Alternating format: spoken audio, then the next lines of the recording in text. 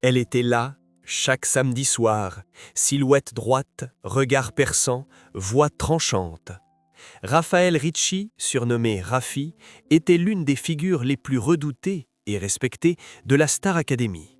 Mais un jour, sans avertissement, elle a disparu. Plus d'interviews, plus de passages TV, plus rien. Pourquoi cette femme, symbole d'autorité et de passion, a-t-elle choisi de s'effacer du paysage médiatique français? Était-ce la pression, les critiques, les souvenirs trop lourds? Et surtout, que cache cette disparition volontaire? Une fuite ou une renaissance? Pour comprendre ce silence assourdissant, il faut revenir à l'origine, là où le feu sacré de la scène est devenu une brûlure difficile à guérir. Suivez-nous dans une enquête intime, là où l'écran s'éteint et que commence l'ombre. Le 14 février 1967, alors que la France célèbre l'amour, une petite fille voit le jour à Enghien-les-Bains, dans le Val d'Oise. Elle s'appelle Raphaël, mais la plupart la connaîtront un jour sous un autre prénom, Raffi. Dès sa naissance, elle baigne dans un univers où l'art n'est pas un luxe, mais une évidence. Son père, Bernard Ricci, est un producteur réputé, et sa mère, Alice Denat, une compositrice et chanteuse à succès. Pour le commun des mortels, une telle filiation est une bénédiction, mais pour une enfant, cela peut devenir un poids. Raphaël grandit à l'ombre d'une mère admirée, dans une maison où chaque silence cache une exigence artistique. Très tôt, elle tente de trouver sa propre voix, sa propre voix. À 15 ans à peine, elle enregistre une chanson en duo avec sa mère, Nos petits problèmes, une tentative tendre mais anecdotique. Quelques années plus tard, elle revient en solo avec Arrêt sur image, un single passé inaperçu. Le public ne suit pas, les critiques sont tièdes. Elle comprend vite qu'elle ne sera jamais une vedette de la chanson. Et peut-être que ce n'est pas ce qu'elle cherchait. Ce qu'elle veut, c'est transmettre, aider les autres à briller, devenir la main invisible qui modèle, pousse, provoque. Elle se tourne vers la scène, non pas comme actrice, mais comme coach. Elle se forme, affine ses compétences, devient sophrologue, puis enseignante en expression scénique. Un métier de l'ombre qui deviendra bientôt, paradoxalement, sa lumière.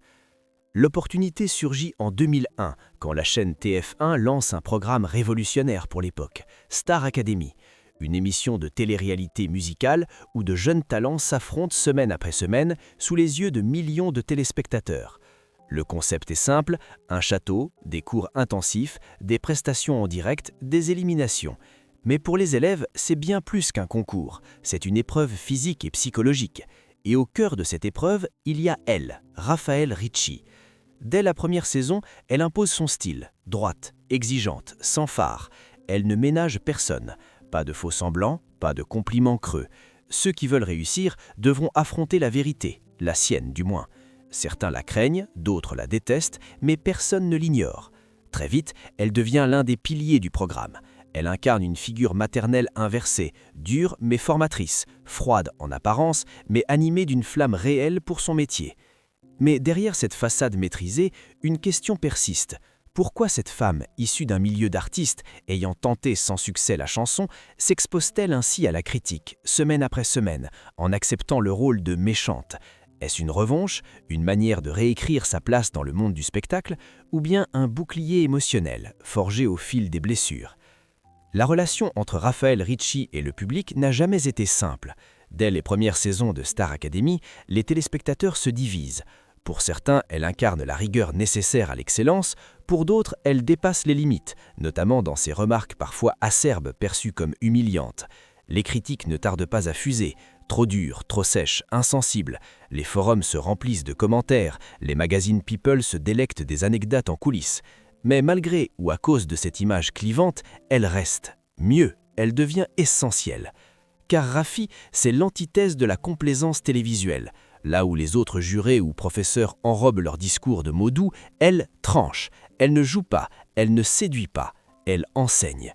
Et dans un monde du divertissement de plus en plus calibré pour plaire, cette posture devient rare, peut-être même dangereuse.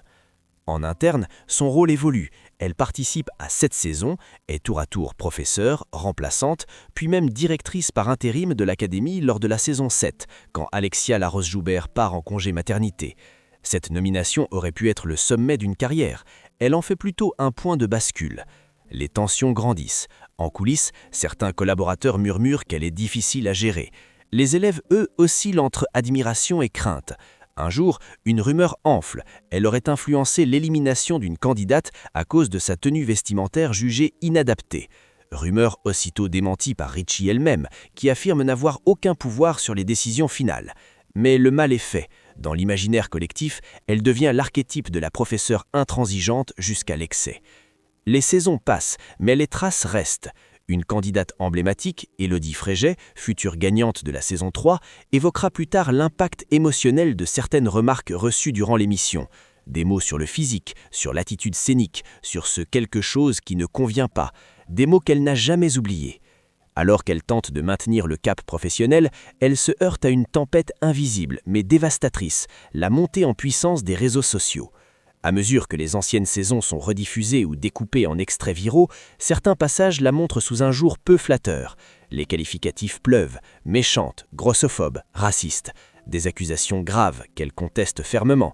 Mais sur Internet, la nuance n'a pas sa place. Elle aurait pu répondre, contre-attaquer, écrire un livre. Au lieu de cela, elle choisit le silence. Un silence pesant, que chacun interprète à sa manière. Est-ce une défaite, une fuite, ou bien un acte de dignité ultime ? Et c'est précisément à ce moment-là, au plus fort du tumulte, qu'elle fait un choix inattendu. Partir, quitter la France, disparaître volontairement de l'espace médiatique. Un matin, sans caméra, sans communiqué, Raphaël Ricci ferme doucement la porte sur 2 décennies de télévision. Direction le Canada. Pourquoi ce pays? Pourquoi maintenant? Et surtout, que cherchait-elle vraiment dans ce nouveau départ? En 2002, la Star Academy atteint des sommets d'audience inégalés. La France entière vibre au rythme des primes du samedi soir. Des millions de téléspectateurs suivent les progrès, les doutes, les épreuves d'une poignée de jeunes apprentis chanteurs enfermés dans un château, encadrés par une équipe pédagogique exigeante. Parmi eux, une figure se détache, Raphaël Ricci. Ce n'est ni une star de la chanson, ni une danseuse émérite. Elle ne fait pas de démonstration, ne cherche pas la lumière. Et pourtant, sa présence magnétise. Elle parle peu, mais quand elle parle, elle bouscule. Un haussement de sourcils, un silence prolongé, une critique bien placée, son langage est plus corporel que verbal. Elle incarne une autorité que rien ne semble pouvoir déstabiliser. Chaque semaine, les candidats redoutent le cours d'expression scénique, non pas parce qu'il est inutile, mais parce qu'il dénude. Il expose ce que les autres disciplines dissimulent, la peur, la vulnérabilité, l'ego.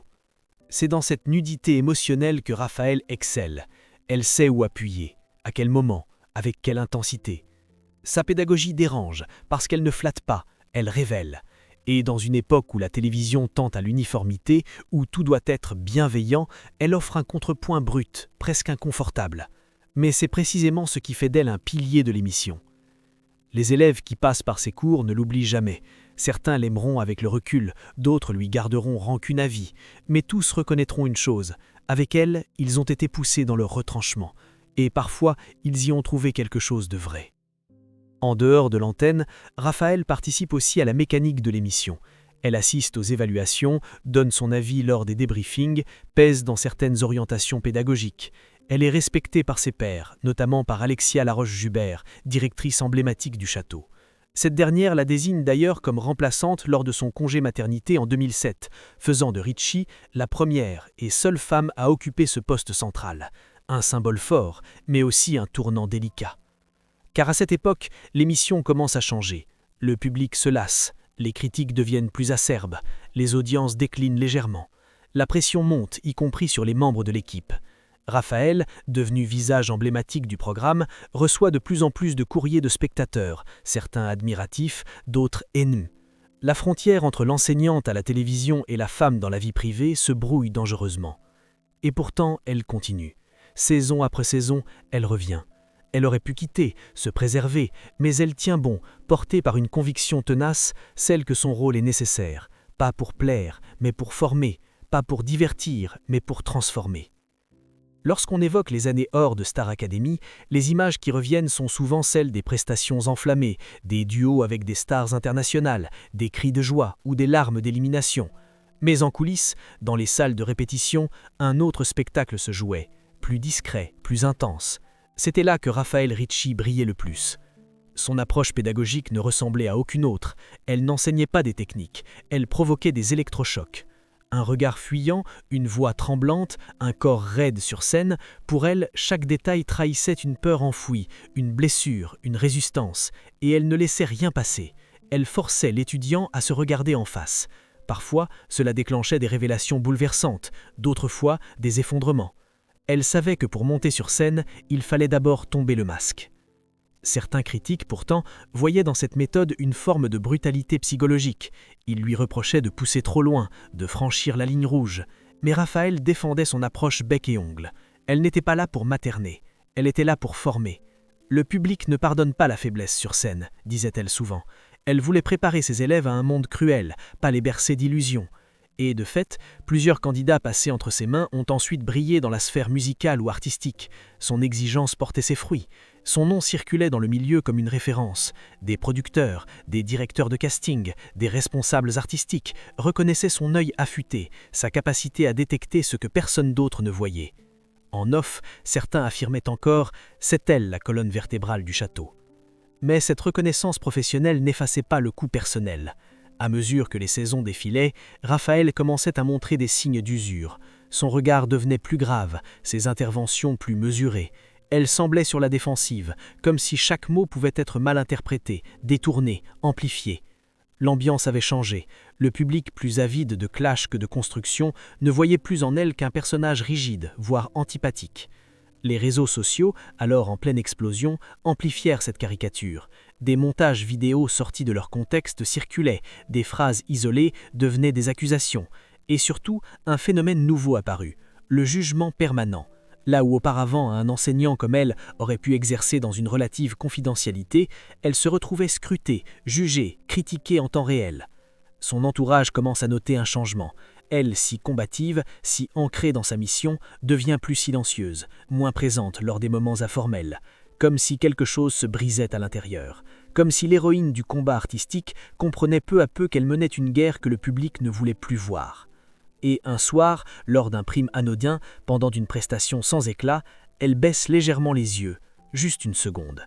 Mais ce que la saison 7 de Star Academy, diffusée en 2007-2008, marque un tournant symbolique. Raffaele Ricci est nommée directrice d'intérim pendant l'absence d'Alexia Laroche-Dubert, une reconnaissance officielle, presque un couronnement. Mais paradoxalement, c'est aussi l'année où son personnage public commence à se fissurer de manière visible. Dans cette nouvelle fonction, elle n'est plus simplement la professeure exigeante, elle devient gestionnaire, référente, figure d'autorité suprême du château. Chaque décision, chaque commentaire, chaque geste est scruté à la loupe. Les tensions entre candidats, les conflits avec l'équipe de production, les exigences du direct, tout converge vers elle. Elle tient bon en apparence, mais derrière les caméras, elle se referme. Au même moment, la presse populaire se déchaîne. Certains journaux à sensation titrent sur la terreur du château, d'autres insinuent qu'elle entretient de mauvais rapports avec les élèves ou les autres membres du corps professoral. Des rumeurs infondées circulent sur des scènes coupées au montage, des altercations, des humiliations. Raphaël, fidèle à soi-même, ne réagit pas. Elle continue à faire son travail, mais le cœur n'y est plus. Un jour, un article anodin publié sur un blog de téléspectateurs compare ses méthodes pédagogiques à du dressage émotionnel, une formule choc qui devient virale. Les internautes s'en emparent, commentent, partagent, moquent. En quelques semaines, ce qui était perçu comme une rigueur devient dans l'imaginaire collectif une cruauté croide. Le regard du public change, irrémédiablement. Raffaele Ricci aurait pu se défendre, accorder une interview, remettre les pendules à l'heure, mais elle choisit le silence. Ce silence qui jadis lui servait d'outil pédagogique dans les salles de cours devient désormais un rempart. Elle se replie sur elle-même, réduit ses interventions, évite les caméras. Certains remarquent qu'elle n'apparaît plus que très brièvement dans les émissions. D'autres soulignent qu'elle semble fatiguée, usée, absente. À la fin de cette 7e saison, elle prend une décision radicale. Elle quitte l'émission, sans fracas, sans discours d'adieu, sans conférence de presse. Elle disparaît du plateau comme une comédienne qui s'éclipse avant le dernier acte. Dominique Martinelli la remplace. Le public applaudit la nouveauté, sans vraiment questionner l'absence. Mais pour ceux qui la connaissaient, ce départ n'a rien d'anodin. Il sonne comme un aveu silencieux, celui d'une femme qui a tout donné, tout encaissé, mais qui n'a plus la force de lutter contre une machine médiatique devenue incontrôlable. Une femme qui, à force d'enseigner la mise à nu, a fini par se briser à son tour. Et au moment où le rideau tombe sur sa dernière saison, une question reste suspendue. Raphaël Ricci a été consumé par le rôle qu'on lui a imposé ou par le rôle qu'elle a accepté de jouer trop longtemps. Pendant des années, la figure de Raphaël Ricci a cristallisé toutes les tensions autour de Star Academy. Adulée par certains, détestée par d'autres, elle incarne à elle seule la ligne de fracture entre exigence pédagogique et spectacle télévisé. Mais c'est après son départ, quand les projecteurs se sont éteints, que les véritables zones d'ombre ont commencé à émerger. D'abord, il y a eu les accusations indirectes. Rien d'officiel, jamais de plainte, ni de mise en cause judiciaire. Mais dans les témoignages diffusés a posteriori, parfois des années plus tard, certaines voix se sont élevées. Marlène Schaff, une ancienne candidate de la saison 2, raconte lors d'un podcast qu'elle aurait été écartée de la sélection finale en raison d'une remarque de Ricci sur sa tenue jugée inappropriée. Une décision arbitraire, selon elle, teintée de jugement esthétique plutôt que de critères artistiques. Raphaël, de son côté, nie en bloc. Elle explique, dans un rare commentaire sur un forum à l'époque, que son rôle dans les sélections était purement consultatif. « Je n'avais aucun pouvoir décisionnel sur le casting final », écrit-elle. Une mise au point claire, mais peu médiatisée. Trop tard? Peut-être, car la rumeur, comme souvent, avait déjà laissé ses traces. Ensuite, il y a la polémique autour de son attitude durant les cours. Une polémique sourde, rampante, mais persistante. Plusieurs anciens élèves ont évoqué des remarques sur leur apparence physique, leur posture, leur comportement hors norme. Des critiques que certains ont vécues comme des blessures profondes. Élodie Fréget, gagnante de la saison 3, a un jour déclaré dans une interview qu'elle avait longtemps eu du mal à se détacher du regard sévère de Rafi. « J'avais l'impression d'être jugée sur ma féminité, sur mon allure, plus que sur ma voix », confie-t-elle. Une confession lourde de sens. Ces reproches auraient pu rester confidentiels, n'être que le fruit de sensibilités personnelles. Mais la résurgence des images d'archives lors de la rediffusion des anciennes saisons a ravivé les braises. Des extraits remontés, hors contexte, ont circulé massivement sur les réseaux sociaux. On y voit Ricci couper sèchement un candidat, réprimander une attitude, faire une remarque lapidaire sur un costume. Ces fragments deviennent des preuves pour ceux qui l'accusent d'abus d'autorité, voire de violence symbolique. Et avec Internet, tout s'accélère. Le jugement est immédiat, définitif. Certains internautes vont plus loin, l'accusant de grossophobie, de racisme, d'attitudes humiliantes. Des accusations graves, souvent lancées sans preuve, mais reprises, partagées, amplifiées. La machine à outrage tourne à plein régime. Ricci, encore une fois, choisit de ne pas répondre. Son silence devient un vide que d'autres remplissent à leur manière. Mais au fond, que s'est-il réellement passé ? Était-elle une victime du système, prise dans un rôle stéréotypé imposé par le format télévisuel, ou bien a-t-elle dérapé, emportée par une logique de pouvoir et d'exigence sans limite ? Alors que le tumulte médiatique s'apaise lentement, un autre phénomène émerge. La relecture des anciens personnages télévisuels à travers les prismes contemporains. Dans cette vague de réévaluation, Raphaël Ricci se retrouve au cœur d'une tempête rétroactive. Des extraits de ses interventions deviennent des objets d'analyse, de moquerie ou de dénonciation. Certains lui reprochent d'avoir incarné, sans le savoir, une figure autoritaire toxique. D'autres, au contraire, regrettent qu'on la juge avec des critères d'aujourd'hui, en oubliant le contexte de l'époque. Au fil des années, quelques soutiens prennent timidement sa défense. D'anciens collaborateurs, des élèves devenus artistes reconnus, rappellent que son exigence a souvent été un levier de transformation, pas une machine à broyer. « Elle m'a appris à me tenir debout, à défendre mon art, même quand ça faisait mal », dira un jour un ex-finaliste. Mais ces voix sont rares, et dans le vacarme numérique, elles se perdent vite. Pendant ce temps, Raphaël Ricci reste muette. Pas de plateau télé, pas de réaction publique, pas de présence sur les réseaux sociaux. Elle a quitté la scène sans un mot, comme si sa disparition était sa seule forme de réponse. Certains y voient une fuite, d'autres un choix courageux. Ce n'est que bien plus tard que l'on comprend en partie ce qu'elle a traversé. Dans un livre passé presque inaperçu à sa sortie, un essai entre autobiographie et réflexion sur le pouvoir des mots, elle revient sur les dégâts des jugements répétés. Elle n'y cite jamais Star Academy directement, ni les personnes impliquées, mais le sous-texte est limpide. Une phrase, répétée chaque jour, finit par redessiner le contour de votre confiance en vous. Elle y décrit un processus lent d'effondrement intérieur, nourri par l'exposition constante, les attaques gratuites, les raccourcis médiatiques. Elle y parle aussi de sa fille, Alexane, et de l'impact de cette vie médiatisée sur leur équilibre familial. Une mère qui rentre tard, vidée, envahie de doutes, dévorée par un rôle qu'elle n'a jamais totalement choisi. La révélation troublante peut-être, c'est son aveu qu'elle ne regardait jamais les émissions dans lesquelles elle apparaissait. « Je ne supportais pas mon propre reflet ». Cette phrase, courte, résonne comme un écho lointain à toutes les critiques subies. L'image publique avait pris le dessus sur la femme. Mais dans l'ombre de l'exil médiatique, une nouvelle Raphaël Ricci émerge. Au Canada, loin des plateaux français, elle retrouve un espace de respiration. Elle y exerce toujours, mais autrement. Elle enseigne, elle écoute, elle accompagne. Son public a changé, ce ne sont plus des millions de téléspectateurs, mais des individus à la recherche de leur propre voix. Le départ de Raphaël Ricci n'a pas fait de bruit. Il n'a pas suscité de tribunes enflammées ni de vagues d'émotions publiques. Elle n'a pas eu droit à un hommage en plateau, ni même à un message d'adieu officiel. Et c'est peut-être là, dans ce silence pesant, que réside la plus grande violence. Après des années à incarner une figure incontournable de la télévision française, elle s'est effacée, tout simplement, comme si elle n'avait jamais existé. Mais les cicatrices, elles, sont bien réelles. À son arrivée au Canada, Raphaël ne cherche pas à reconstruire une carrière médiatique. Elle ne tente pas de revenir sur le devant de la scène, ni même de capitaliser sur sa notoriété. Elle choisit l'anonymat, volontairement, un isolement thérapeutique, une respiration. Dans les premiers mois, elle coupe presque tous les liens avec le milieu du spectacle.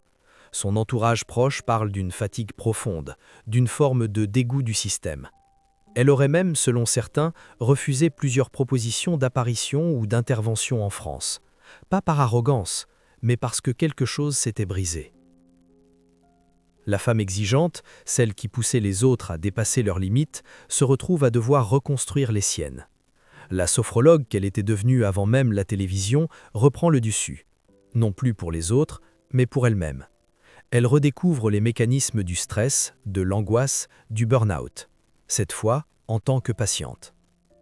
C'est dans cette lente descente, puis cette remontée progressive, que Raphaël Ricci entame une nouvelle mue.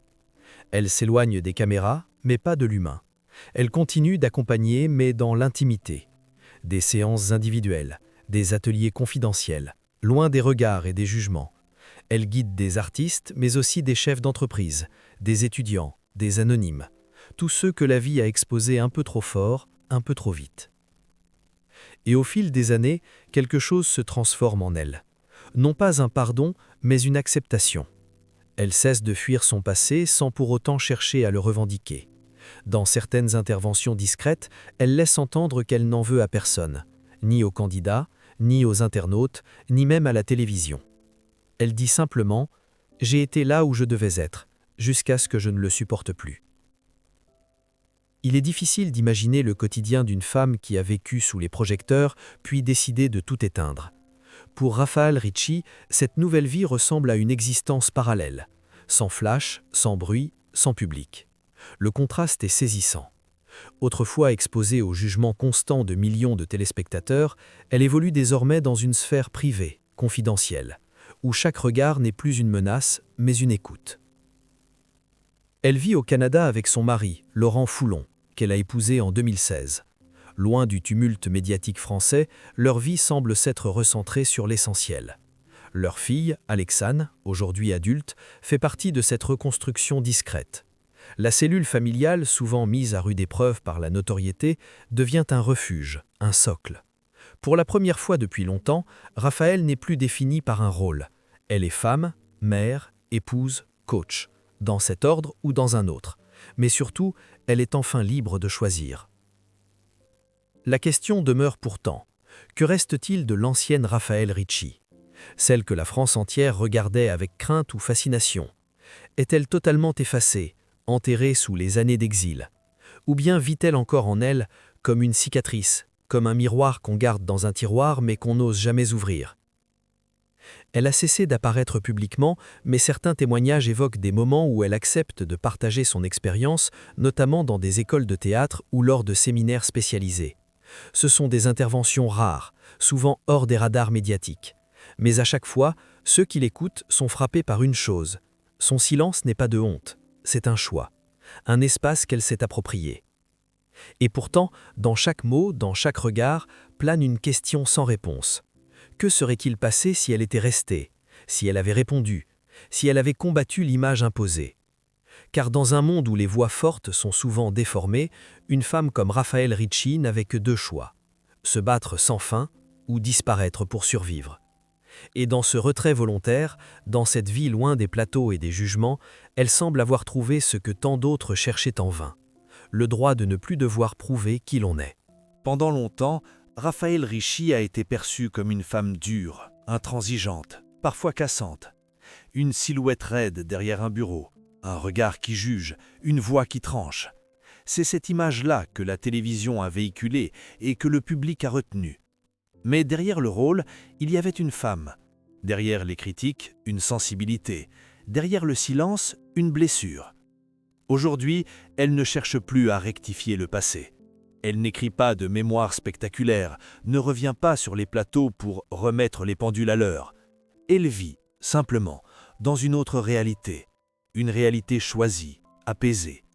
Elle a troqué les micros contre le murmure des séances individuelles, les feux de la rampe contre la lumière douce d'un cabinet de sophrologie. Elle n'est plus une personnalité publique, mais une femme qui accompagne, écoute, comprend. Ce retrait, certains l'ont vécu comme une disparition, mais peut-être est-ce au contraire une réapparition, la plus authentique qui soit. Un retour à soi, un refus de continuer à incarner une version d'elle-même que d'autres avaient fabriquée. Dans un monde où l'exposition est devenue la norme, Raphaël Ricci a choisi l'effacement. Non comme une fuite, mais comme un acte de résistance. Alors, que retenir de cette trajectoire? Peut-être une leçon simple. Il y a des silences qui en disent plus long que les discours. Il y a des absences qui parlent de dignité, de fatigue, de choix intimes. Et il y a des femmes qui, même en s'effaçant, continuent d'interroger le regard que la société porte sur elles. Et vous, que voyez-vous quand une femme forte décide de se taire? Une faiblesse? Ou peut-être un cri qu'aucun mot ne peut contenir?